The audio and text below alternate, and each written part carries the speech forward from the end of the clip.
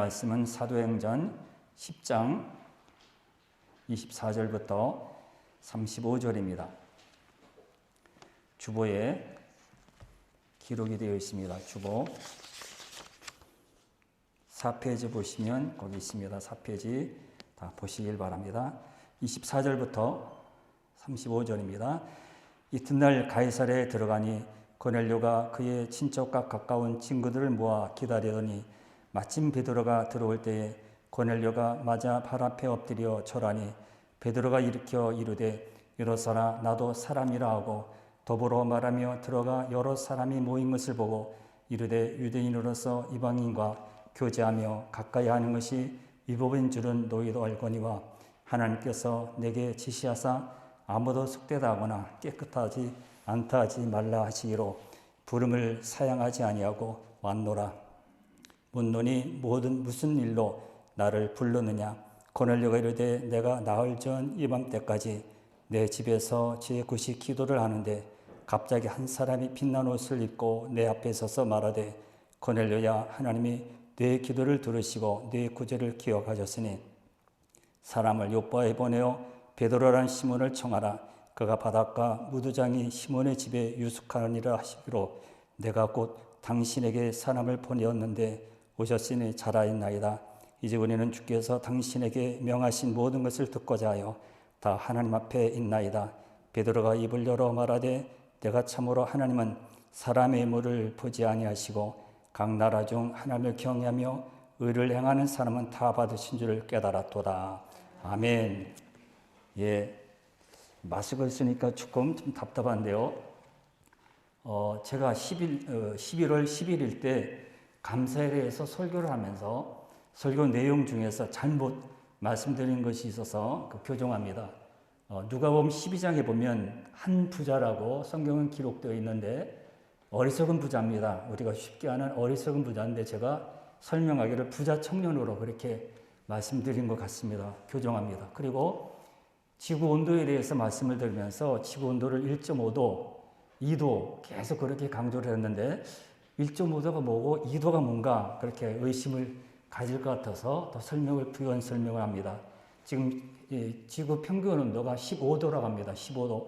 15도에서 1.5도가 올라가면 모두가 다른 세계로 전환이 된다고 하고 2도가 되면 이제 지구가 이제 다른 곳으로 변환이 된다는 그런 뜻입니다. 그래서 지구 온도를 말씀드리지 않고 1.5도 올라가면 2도 올라가면 큰일이다.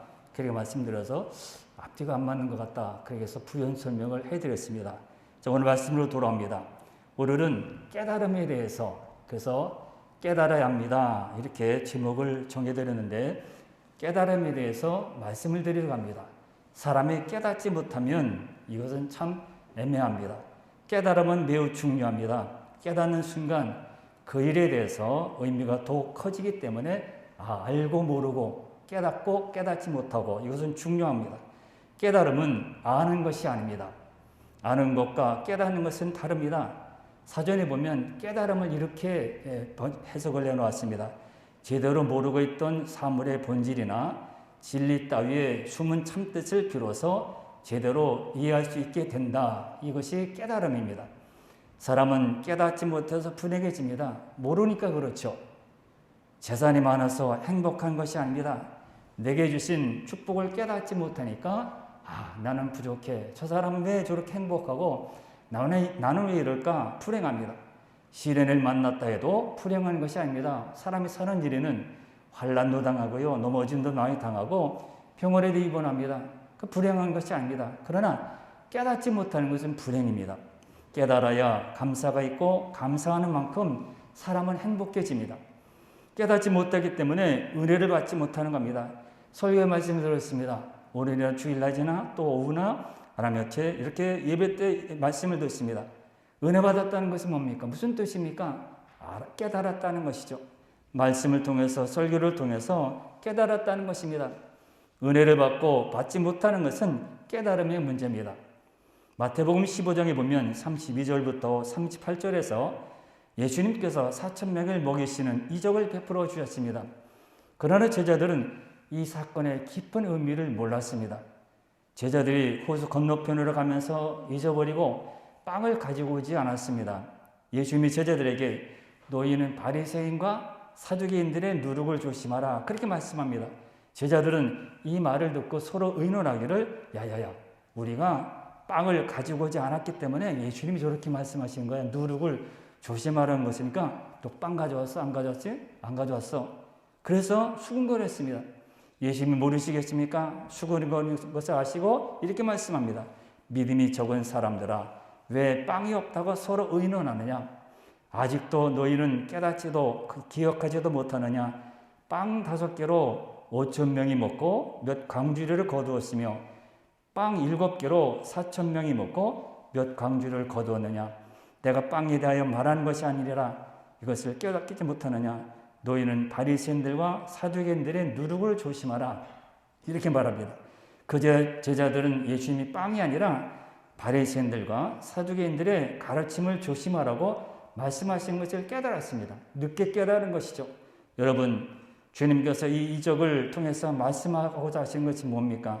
자신이 하늘로서 내려온 진정한 산떡, 곧 생명의 떡임을 알려주시려고 하신 것입니다. 썩는 양식을 위하여 사는 것이 아니라 영생하도록 있는 양식을 위해서 살아야 한다는 것을 보여주신 겁니다. 이것을 깨닫지 못하므로 저들은 계속 주님 앞에서 이상한 행동을 하고 이상한 말을 하는 겁니다. 모르니까 이 뜻이구나 그렇게 해서 엉뚱한 말을 하고 엉뚱한 이렇게 행동을 한 겁니다. 우리가 어떠한 말을 듣더라도 그 말씀을 통해서 깨달으면 은혜가 되는 겁니다. 누가 말씀을 전하든 상관없이 은혜가 되는 겁니다. 깨달으면 사람이 성숙하게 됩니다. 깨달음을 통해서 믿음 자랍니다. 하나님의 기쁘신 뜻을 알게 되고요. 내가 하나님 앞에 어떻게 서야 될지 어떻게 살아가야 될지 순종하게 됩니다. 본문으로 돌아가면 본문 말씀에 보면 베드로가 하루는 무두장이는 국어사전을 보니까 모피의 털과 기름을 뽑고 가죽을 부드럽게 다루는 일을 하는 사람이다. 그렇게 해석해 놓았습니다. 시몬 무두장이 시몬의 집에서 기도할 때 하나님께서 베드로에게 환상을 보여주셨습니다. 하늘에서 네 귀퉁이를 낸 큰 보자기가 내려오는데 그 안에 먹을 수 없는 짐승들이 담겨 있었습니다. 그것을 보고 있을 때 하늘에서 음성이 들립니다. 13절에 오면 베드로야 일어나 잡아먹으라. 베드로는 그것이 먹어서는 안 되는 그런 음식인 줄 알았습니다. 못 먹겠습니다. 하나님 이거 안 됩니다. 먹으면 안 됩니다. 그러나 다시 또 소리가 들립니다. 15절에 하나님께서 깨끗하게 하신 것을 내가 속되다 하지 말라. 그리고 그 그릇이 하늘로 올라갑니다. 그 이후에 로마의 백부장 고넬료가 베드로를 초청합니다. 때에 맡겨서 비슷한 시점에 하나님께서는 고넬료에게도 선사를 통해서 이 10장 4절 5절에 보면 내 기도와 구제가 하나님 앞에 상달되어 기억하신 바가 되었으니 내가 지금 사람들을 욥바에 보내어 베드로라는 시몬을 청하라 그렇게 말합니다. 같은 시간에 하나님께서 고넬료와 베드로를 그렇게 감동시킨 겁니다. 그의 청을 받고 베드로가 고넬료 집에 가서야 비로소 그 환상의 의미를 무엇인지 깨달은 것입니다. 35절에 오면 각 나라 중 하나님을 경외하며 의를 행하는 사람은 다 받으신 줄 깨달았도다. 오늘 말씀에 그렇게 기록되어 있습니다. 현대인 성경은 뭐라고 했습니까? 어느 민족이든지 하나님을 두려워하는 마음으로 섬기고 옳은 일을 하는 사람은 누구나 다 받아주신다는 것을 내가 분명히 깨달았습니다. 이렇게 번역을 해놓았습니다. 여기서 베드로는 유대인들의 선민의식이 무너지는 순간이었습니다. 우리만 예수 믿고 우리만 구원받고 우리만 하나님의 자녀고 우리는 아브라함의 자손이다. 이제 깨어지는 겁니다. 저 사람들은 이방인인데 어떻게 하나님 그걸 먹습니까? 복음을 전합니까? 그러나 그것을 먹게 하심으로 이 고넬료의 초청을 받게 하심으로 유대인의 선민의식 우리만 구원받는다는 것이 깨졌습니다. 하나님은 의식, 예형보다 하나님을 경외하고 의를 행하는 자를 받으시는 것을 이 베드로는 깨달은 것입니다. 28절에 보면 유대인으로서 여기 본문에 28절에 보십시오. 유대인으로서 이방인과 교제하며 가까이 하는 것이 율법이라 그렇게 했습니다. 이거는 이 선민으로서 유대인으로서 다른 사람과 같이 교제하는 가까이 하는 것이 이건 율법입니다. 그런데도 이방인의 집에 들어가서 이렇게 베드로는 지금 불법을 저지르고 있습니다. 그는 하나님 앞에서 이것은 아무것도 아닌 것을 베드로는 알게 된 거예요. 우리도 집에서 아무리 공부를 해도 못 깨달았는데 선생님이 한번 왔는데 금방 그거네? 금방 깨닫게 되죠. 집에서 아무리 읽어도 책을 읽어도 모릅니다. 그러나 학교에 가서 선생님 쭉 읽어갔는데 그게 느껴지고 깨달아질 때 얼마나 기쁩니까? 우리는 앉아서 내 진행이 옳다 그러지만은 베드로는 이렇구나 이런 것이구나 금방 깨닫게 된 겁니다. 그러므로 깨닫는 것은 참 중요합니다. 그리고 사도행전 11장 16절에 보면 내가 주의 말씀에 요한은 물로 침례를 베풀었으나 너희는 성령으로 침례를 받으려 하신 것이 생각나노라. 그래서 고넬료 집에서 그것을 직접 체험하게 되었습니다. 고넬료의 가정의 모든 사람에게 세례를 베품으로 하나님께서 그걸 체험케 하셨습니다. 그리고 44절에 보면 베드로가 10장 44절에 고넬료 집에서 말씀을 증거할 때 놀라운 역사가 일어납니다. 말씀 듣는 중에 모든 사람에게 성령이 임한 거예요. 이방인에게 성령이 임한 겁니다. 여기서 베드로는 주님께서 말씀하신 그 의미를 깨달은 거예요. 이방인에게도 복음이 전해질 것을 주님이 원하신 겁니다. 너희들만 앉아서 예배드리고 너희들만 자살하고 너희들만 복받는 것이 아니라 이방인들에게도 복음이 전해져야 되고 그들도 성령의 체험을 해야 된다는 것을 알게 된 겁니다. 바로 이 깨달음이 중요한 것입니다. 이 깨달음을 통해서 이제 복음의 방향에 놀라운 변화가 일어났습니다. 예루살렘 아니라 유대 이방 땅으로 복음이 전해진 것입니다. 베드로는 안 거예요. 하나님의 역사가 여기서 멈추는 것이 아니라 더 끝없이 펼쳐나가야 된다는 것을 깨달을 뿐만 아니라 그 일을 감당하기 시작합니다. 사도행전 11장 1절과 3절에 보면 유대에 있는 사도들과 형제들이 고넬료 집에 무할레 집에 베드로가 들어갔다. 그래서 비난합니다. 야야야 어떻게 이방인의 집에 들어가나 비난합니다. 그럴 때 이 베드로는 그건 내가 한 거 아니야. 내가 임의로 들어간 것이 아니라 하나님이 나를 그리로 보냈어. 그냥 나는 싫어했어. 그런데 하나님이 나를 거기 보냈어. 이방인들에게 복음이 전해지는 것을 당당하게 설명합니다. 그리고 주님의 말씀의 의미를 깨닫고 깨달음의 말씀을 저들에게 말합니다. 이렇게 하나님께서 이제 이방인에게도 복음이 전해지는 것을 말합니다. 그리고 어떻게 됩니까? 영광을 주께 돌리고 모든 사람들도 잠잠하게 됩니다. 그리고 점점점 복음이 전해져서 안디옥에 교회가 섰다는 것을 보고를 받게 됩니다. 그리고 바나바를 파송합니다. 이런 역사를 이룹니다. 한 사람의 깨달음을 통해서 복음의 역사가 더해져 가는 것입니다. 베드로를 통해서 고넬을 통해서 예루살렘 교회를 통해서 하나님의 크고 놀라운 역사가 퍼져나가는 것입니다. 그러므로 나의 한 사람의 깨달음은 나 한 사람이 알게 된 것은 놀라운 것입니다. 나 한 사람이 뭘 깨달아야 나 한 사람이 뭘 들어야 아닙니다. 나 한 사람의 깨달음이 이렇게 모든 큰 역사를 이루게 된다는 겁니다. 하나님께서는 말씀을 통해 이 깨달음의 문제를 항상 강조했습니다. 깨달으라는 거예요. 알라는 겁니다. 내가 지금 무슨 말을 하는지 알라는 겁니다. 선생님이 부모님이 내 말 좀 알아줘. 아무리 설명해도 자녀들은 모르잖아요. 그러나 결혼해보고 나중에 이제 이 말은 하지 말아야 되지만 부모님 돌아가시면 그때 좀 그렇구나. 그때 깨닫는 것이 많죠.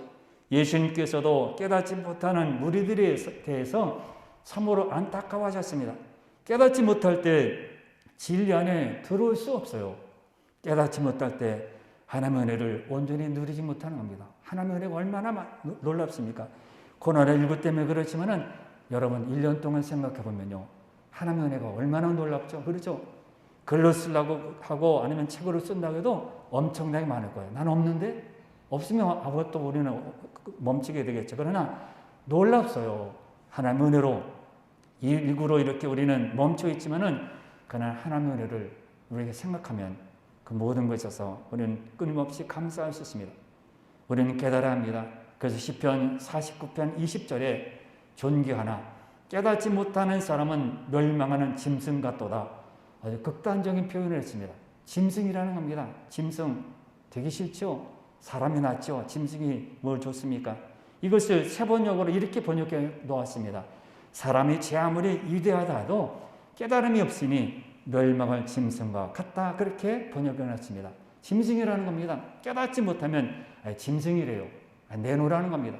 사랑하는 성도 여러분 얼마나 말씀을 깨닫고 계시나요? 오늘 내가 하나님의 뜻을 깨닫고 하나님의 섭리를 깨달을 때 우리는 하나님의 일을 하게 됩니다. 하나님의 뜻을 이루게 됩니다. 하나님의 크신 역사 속에 동참하는 삶이 되는 겁니다. 다른 사람이 보는 것으로 깨달으면 안 됩니다. 아, 그 사람이 봐서 내가 통해서 보는 거 아닙니다. 내가 봐야 해요. 내가 깨달아야 합니다.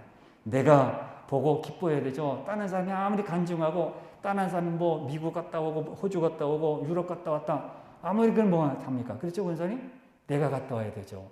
내가 깨달아야지. 내가 믿어야지. 내가 드려야지 기쁘지. 다른 사람이 드렸대. 다른 사람이 기도했대. 다른 사람이 그렇게 은혜를 받았대. 내가 은혜를 받아야죠. 내가 깨달아야죠. 아무 소용이 없어요. 다른 사람이 하면. 그리고 그래야 고백할 수 있습니다. 깨닫는 것도 내가 깨달습니다. 남이 깨달아 주는 것, 야 이거잖아. 이렇게 하는 거예요. 그래서 여러분 예수님 뭐 이렇게 그 구름이에요. 비행기 가다가 찍었는데 그 예수님 모형 있잖아요. 그래서 여기 눈이고 여기 코고 여기 입이야 그리고 턱이야.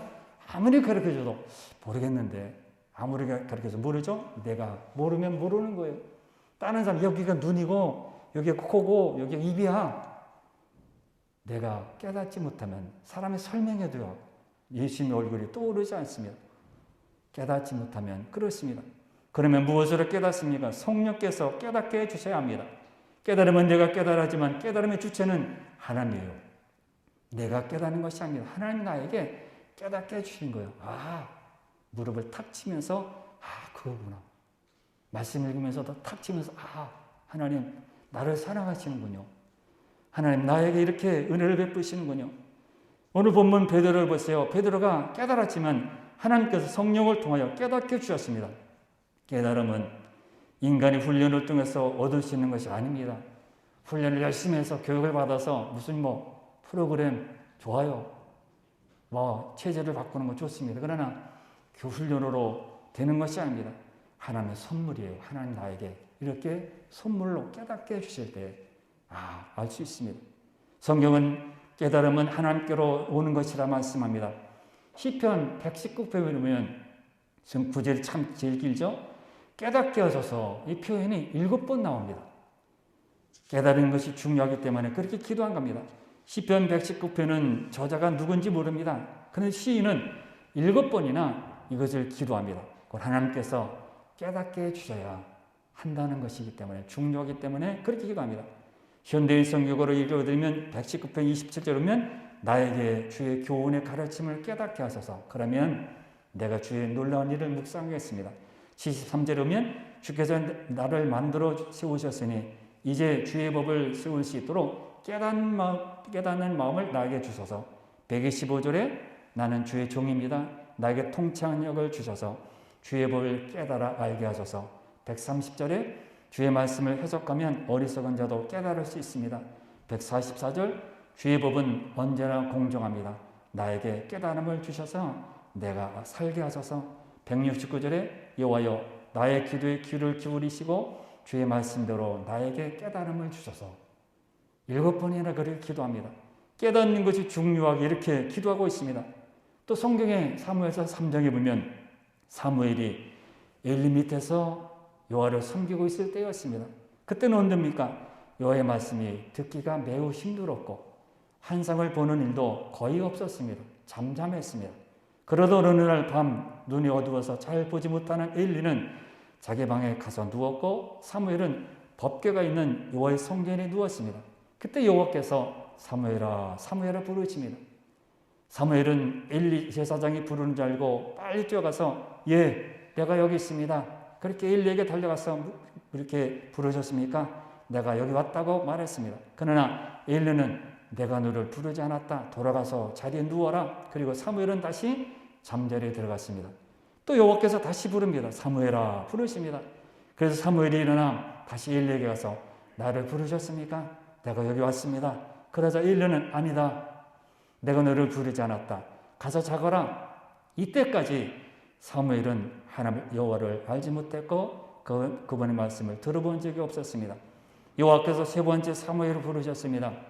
그래서 사무엘은 이번에도 일어나서 엘리에게 달려가서 나를 부르셨습니까? 내가 여기 왔나이다 말합니다. 그제서야 엘리는 여호와께서 사무엘을 부르신 줄 알고 그에게 돌아가서 누워있다가 다시 부르는 소리가 나면 여호와여 말씀하옵소서 주의 종이 듣겠나이다 그렇게 말하라. 그러자 여호와께서 다시 찾아오셔서 전과 같이 사무엘아 사무엘아 부르셨습니다. 그래서 사무엘은 말씀하옵소서 주의 종이 듣겠습니다라고 대답을 했습니다. 엘리는 여호와께서 부르신 줄을 깨닫지 못한 겁니다. 계속 3번 시켜라 하나님께서 부르셨는데도 엘리는 여호와께서 부르신 줄을 깨닫지 못한 겁니다. 또 솔로몬 왕이 성전을 지은 후에 열왕기상 8장 38절에 보면 주의 백성 이스라엘 가운데 어느 한 사람이나 혹은 주님의 백성 전체가 재앙이 닥쳤다는 것을 마음에 깨닫고 재앙이 닥친 것을 마음에 깨닫고 이 성전을 바라보며 두 팔을 펴고 간절히 기도하거든 주님께서는 이 주님 계시는 그곳에서 하늘에서 들으시고 판단하셔서 그들을 용서해달라고 기도했고 또 8장 47절에 보면 그들이 사로잡혀 간 땅에서 스스로 깨닫고 그 사로잡힌 자의 땅에서 돌이켜 주께 간구하기를 우리가 범죄하여 반역을 행하며 악을 지었나이다 하며 기도하거든 불쌍히 여겨달라고 솔로몬 왕은 성전을 완공한 다음에 기도했습니다. 깨달으면 하나님 그래도 죄를 지었어도 또 이방 나라에 사로잡혀 갔어도 마음을 깨달았으면 하나님 저들을 용서해 주세요. 저들을 용서해 달라고 기도했습니다. 하나님이 이런 마음을 달라고 이 솔로몬 왕은 기도한 것입니다. 느헤미야는 하여 기도회 때 말씀드린 내용인데요. 느헤미야는 유다가 큰 환난을 당하고 능력을 받으며 예루살렘 성은 허물어지고 성문이 불탔다는 소식을 동생으로부터 들었습니다. 이 소식을 듣고 이 느헤미야는 4개월 동안 기도합니다. 4개월 후에 아닥사스다 왕 앞에 가서 왕이 보니까 느헤미야가 수심이 가득하거든요. 느헤미야야 왜 수심이 가득하냐? 내가 무엇을 원하냐 묻습니다. 유다가 환난을 당하고 능력을 받고 예루살렘 성은 허물어졌고 성문이 불탔습니다. 그래서 내가 지금 근심이 가득합니다. 그러면서 왕에게 뭐라고 합니까? 유다에 가서 성을 재건하고 내 집을 지을 수 있는 제목을 주시고 또 이렇게 그 길을 통과해야 되니까 통과하는 그런 주소를 달라고 말합니다. 이 왕은 이 느헤미야의 모든 청을 다 허락하고 유다로 보냅니다. 유다에 도착해서 하나님께서 예루살렘 위에 무엇을 하실는지 내 마음에 주신 것을 내가 아무에게도 느헤미야는 아무에게도 말하지 않았다고 했습니다. 하나님이 이 성을 재건하러 나를 보냈더라. 그리고 불탄 모든 땅들을 다시 재건하라고 보냈다. 아무에게도 말하지 않았습니다. 그리고 성을 돌아보았습니다. 하나님께서 마음에 깨닫고 그는 느헤미야는 성전을 재건합니다. 하나님께서 깨달은 자에게 당신의 뜻을 보이십니다. 그 길은 아름다운 거예요. 깨닫는 사람이 하나님 일을 하면 아름답습니다.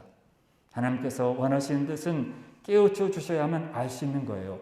느헤미야도 포로로 잡혀가 있기 때문에 뭐 감추면 모르죠. 그런데 하나님께서 그에게 깨닫게 해주셔서 성전 내 고국이 이렇게 망하게 됐구나. 내용을 보면요. 말도 안 되는 요청을 하잖아요. 신하가 포로로 잡혀온 사람이 왕에게 이거 다십시오. 가서 며칠 동안 있다가 오겠습니다. 이렇게 말하는 겁니다. 안 되죠. 그러나 하나님은 느헤미야의 그 기도에 하나님께서 다 허락해 주고 왕이 허락하게 만드십니다. 그럼 우리는 기도해야 됩니다. 깨닫게 해달라고요. 기도는 깨달음의 통로입니다. 사실 베드로의 깨달음도 기도의 결과입니다. 그는 매일 3차례씩 기도했습니다. 기도할 때 알게 하셨고 만나게 하셨고 잘못된 생각을 바꿔주셨어요. 이거는 아니다. 먹을 음식이 아니다. 그러나 바꿔주셨습니다. 하나님께서 진리를 깨우쳐 주셨기 때문에 깨달은 것입니다. 또 뭐 어떻게 우리는 깨달을 수 있습니까? 말씀으로 깨달을 수 있습니다. 다니엘서 9장에 보면 다니엘이 하나님의 말씀을 펼쳐 들었을 때 유다가 바벨론의 포로에서 1년 후면 해방이 되어서 고국으로 돌아갈 것이라는 사실을 깨달았습니다. 그리고 하나님 앞에 엎드립니다. 또 이사야가 성전에 들어갈 때 하나님을 뵙게 됩니다. 하나님을 보는 순간 나는 죄인인 줄 알았어요. 나는 죄인인데 어떻게 하나님을 배울까? 그리고 엎드립니다. 바로다 나여 망하게 되었도다. 성전에서 자신의 실체를 보게 됩니다. 하나님 이런 사람이 어떻게 하나님을 볼까? 그리고 자신의 삶을 하나님께 전적으로 맡깁니다. 주여 나를 보내셔서 내가 가겠나이다 말합니다. 마태복음 13장에 보면요. 씨 뿌리는 비유가 나옵니다. 길가에 돌밭에 가시떨기에 좋은 밭에 씨를 뿌립니다. 19절에 보면 이렇게 기록되어 있습니다. 아무나 천국 말씀을 듣고 깨닫지 못할 때는 악한 자가 와서 그 마음에 뿌려진 것을 빼앗나니 이는 곧 길가에 뿌려진 자요. 깨닫지 못할 때 악한 자가 와서 빼앗아가는 자는 누구라고요? 길가에 뿌린 사람이랬어요. 길가에 사람이 지나가는 사람이 많아서 딱딱해 단단해서 씨를 뿌릴 수 없습니다. 세상 사람들이 말입니다. 단단하게 된 것은 이단들이나 철학이나 도덕가나 예술가나 과학자나 사상가나 그런 경험들을 그것 때문에 말씀을 깨닫지 못하는 겁니다. 말씀을 들으려고 해도 나의 짧은 지식이나 아니면 이단들의 철학이나 그런 도덕이나 그런 사상가들의 말을 먼저 앞세워서 말씀보다 앞세우는 것을 말합니다. 13절 마태복음 13장 3절부터 9절에 씨 뿌리는 비유를 말씀하신 다음에 제자들이 궁금해서 예수님께 묻습니다. 어찌하여 그들에게 비유로 말씀하십니까? 왜 그냥 쉽게 말씀하시지 왜 비유로 말씀하십니까? 예수님께서는 너희에게는 하늘나라의 비밀을 아는 것을 허락해 주셨지만 다른 사람에게는 그렇게 해주시지 않았다 설명해 주셨습니다. 뭡니까?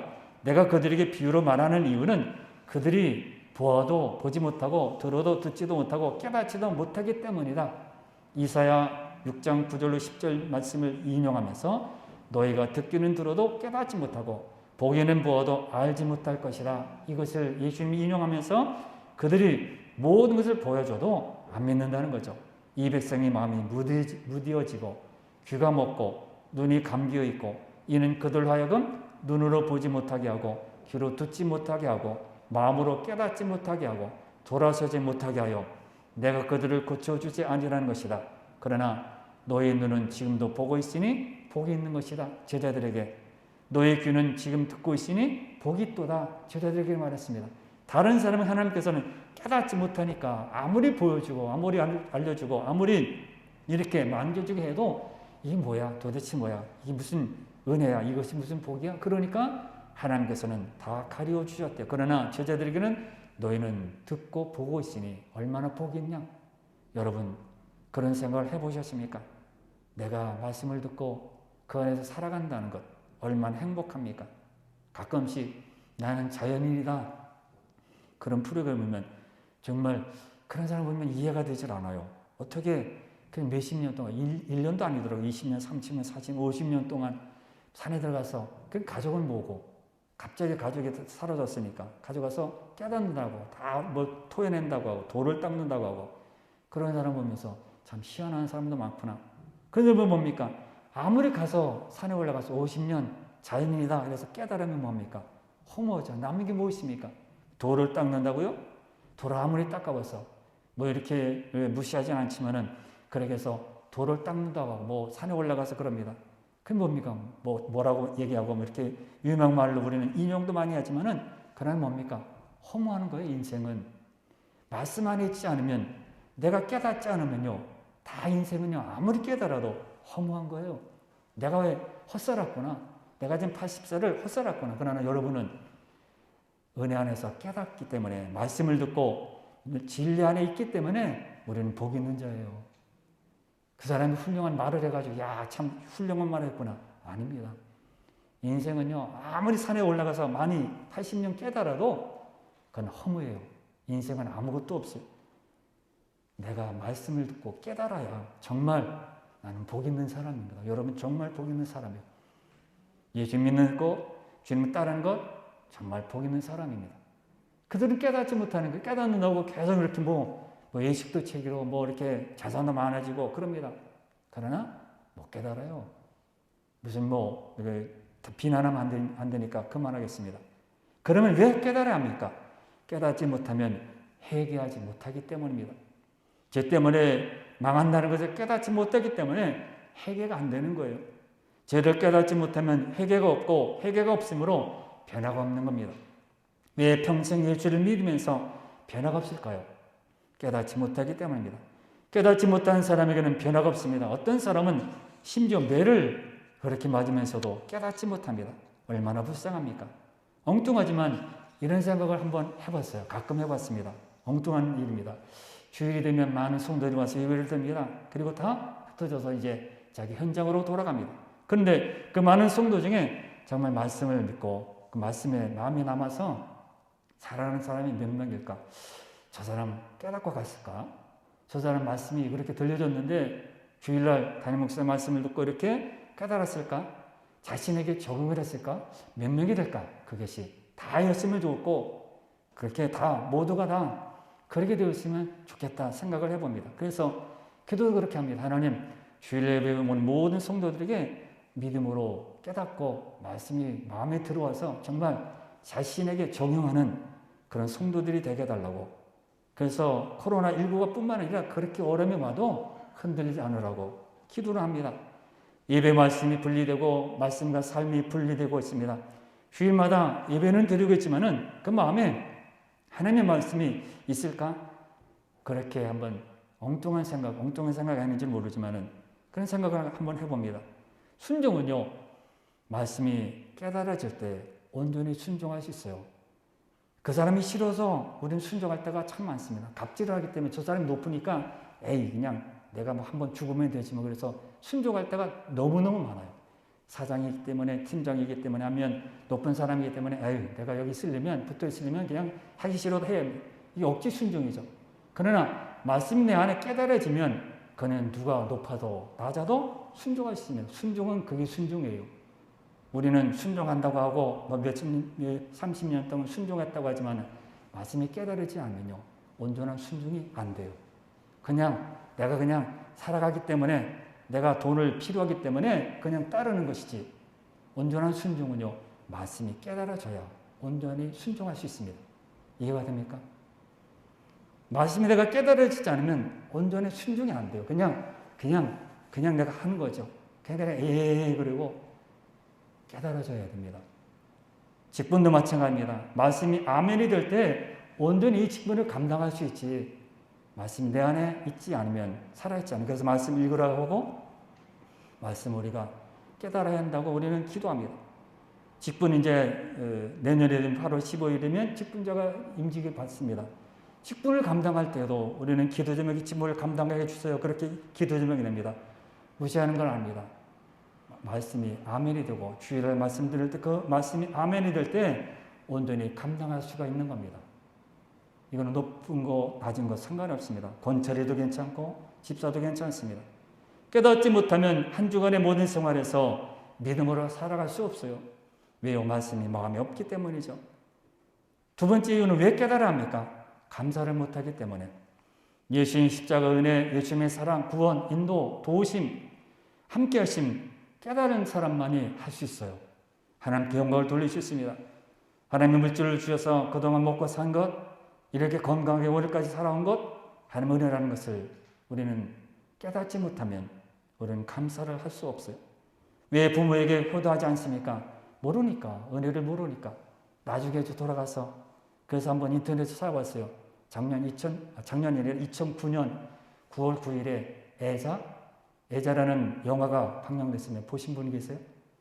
어머니하고 부산 사투리를 쓰는 어머니하고 29살 애자라는 그 처녀가 만나기만 박이 터지라고 싸우는 그런 영화예요.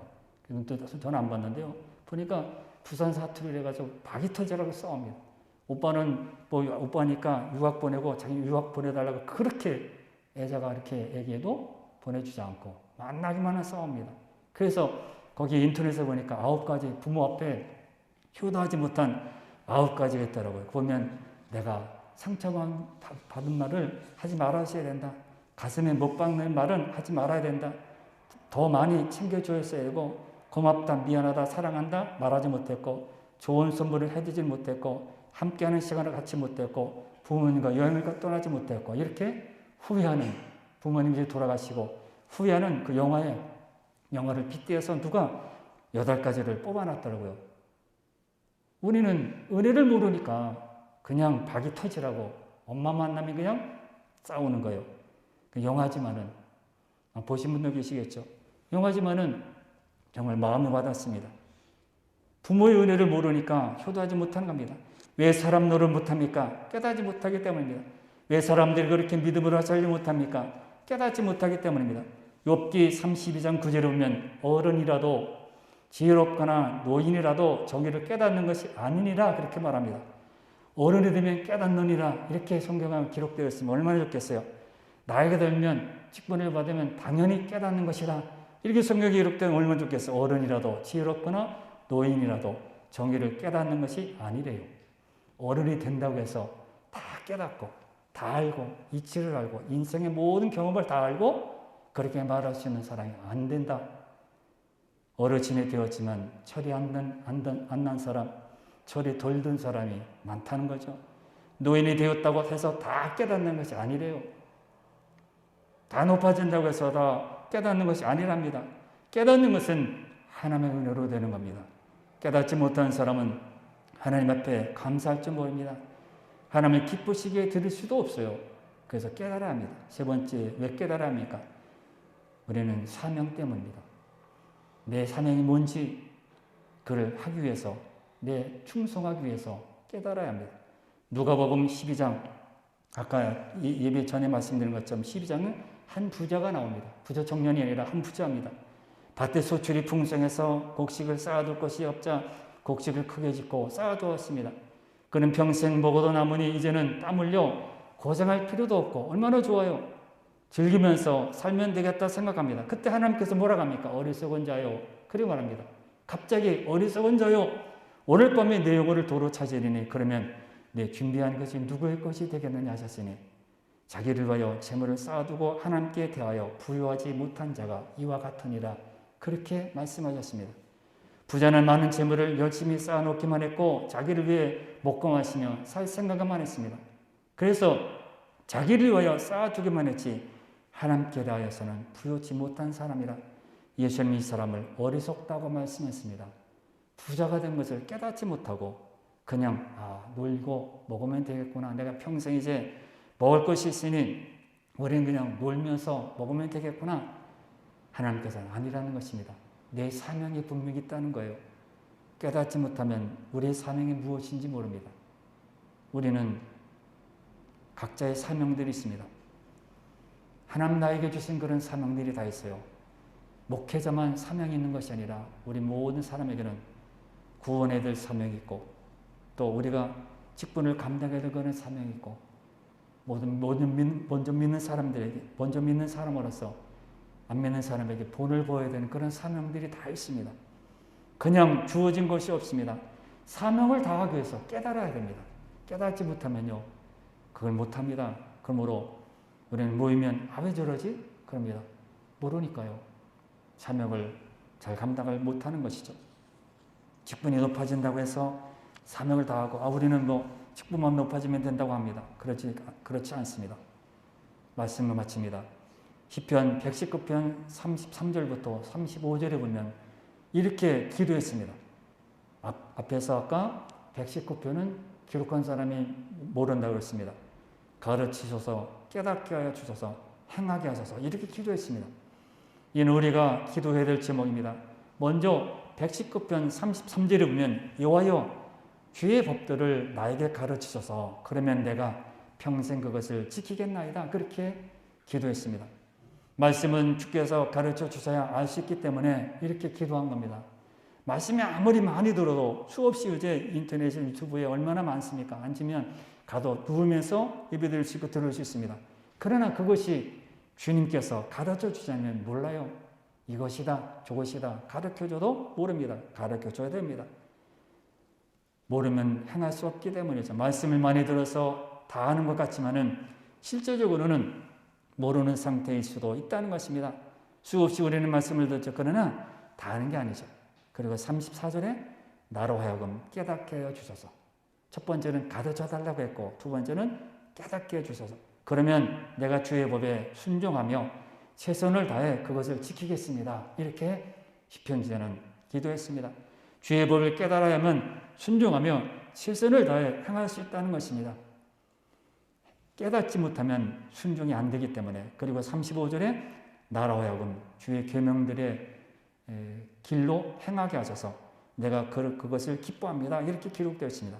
주의 계명들로 행하게 해달라, 가르쳐달라, 깨닫게 해달라, 행하게 해달라 세 가지로 기도했습니다. 시인 하나님께 가르쳐두고 이렇게 기도합니다. 우리도 이렇게 기도할 수 있기를 바랍니다. 주님 나에게 좀 가르쳐 주옵소서.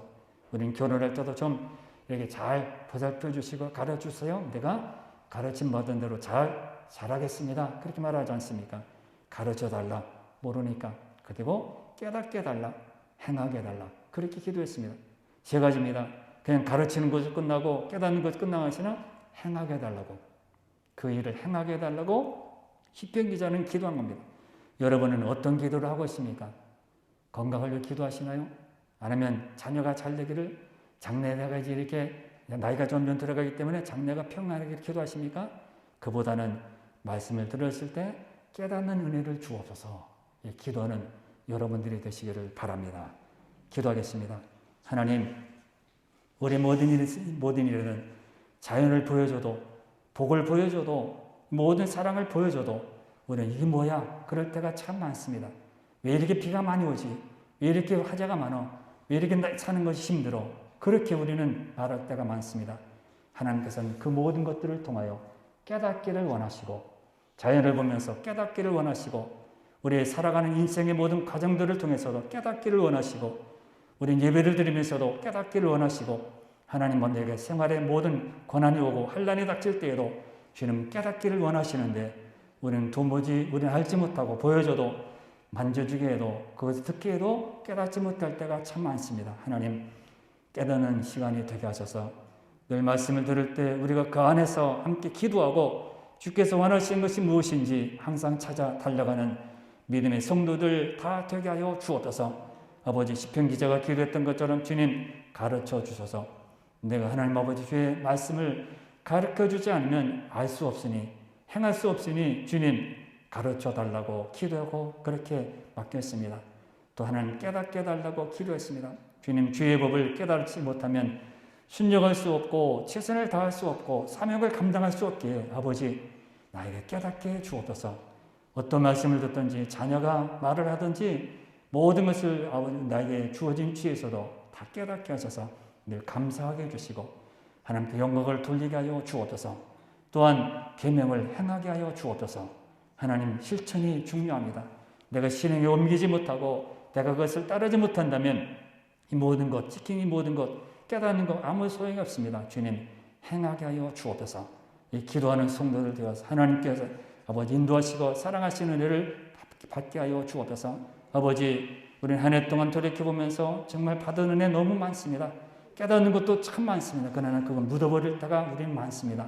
하나님, 깨닫는 대로 행하게 하셔서 늘 하나님 교회의 아버지 직분자로서, 아버지 사명자로서 항상 남아서 하나님의 영광을 누릴 수 있도록 도와주시고, 우리 이제 12월 아버지 둘째 날입니다. 하나님, 남은 모든 날도 유정의 매를 잘 걸어서 깨닫는 자가 되어서 정말 하나님께 기도하고 믿음으로 살 수 있는 모든 성도들 되게 하여 주옵소서. 예수님의 이름으로 기도하옵나이다.